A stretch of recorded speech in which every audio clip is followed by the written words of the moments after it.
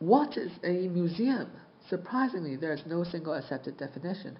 The Museums Association of the United Kingdom says that a museum is an institution which collects, documents, preserves, exhibits, and interprets material evidence and associated information for the public benefit. Museums are considered to be extremely important to the function of heritage preservation and educating the general population about its past as a whole nation.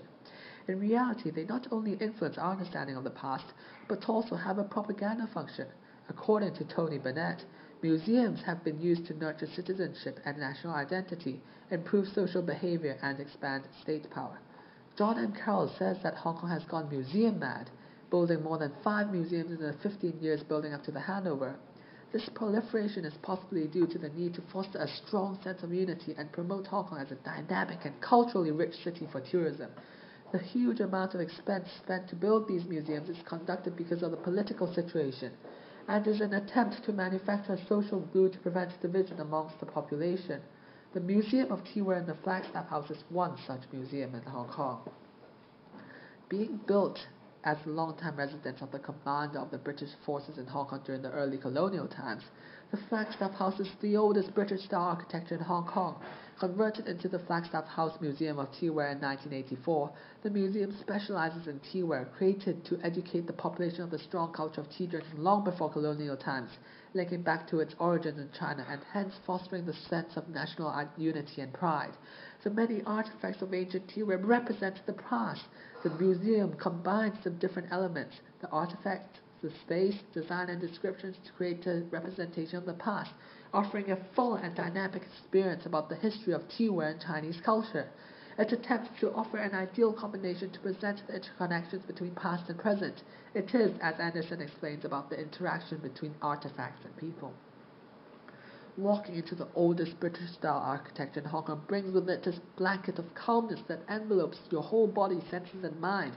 As you walk along the corridors admiring the representations of the past of teaware artifacts, you are taking in at the same time the brilliant architecture of the building. This setting of red carpets and sculpted oak stairway handles provides an atmosphere of serenity and appreciation, almost as if transporting the observer to a different dimension where he or she can forget about their identity in the world and bring their full attention to understanding and interpreting the mass volume of information presented by the museum.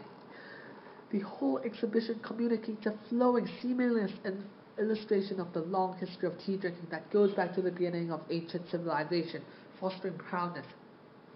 An example is the exhibition C1981.0127, a teapot with animal decoration of swallows and fish of the Qing dynasty, showing the beautiful expert craftsmanship of the delicate and aesthetically pleasing teapot.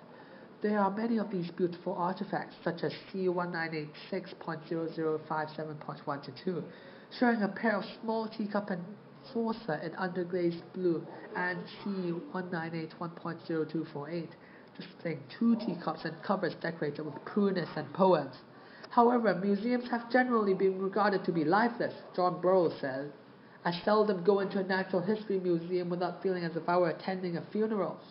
The Museum of Teaware attempts to engage the audience with various forms of presentation.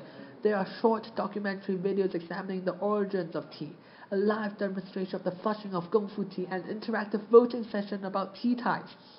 One especially innovative approach is converting one of the rooms into an interactive playroom for children, complete with educational computer games. All these inform and engage the observer at the same time, offering a method of effective education of the Hong Kong citizens' national heritage.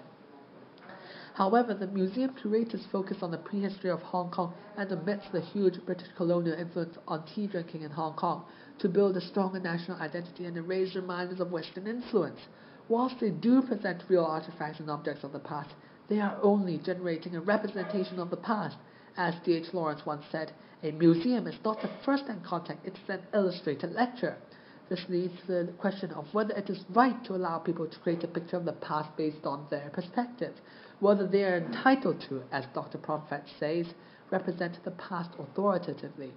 The museum left a strong impression on me from my visit. I was extremely impressed by the various artifacts displaying the beautiful craftsmanship of the legacy of teaware from my ancestors, the Chinese. All in all, I'd say the museum curators were successful in fostering national unity through the fine pieces of porcelain teacups. Thank you very much.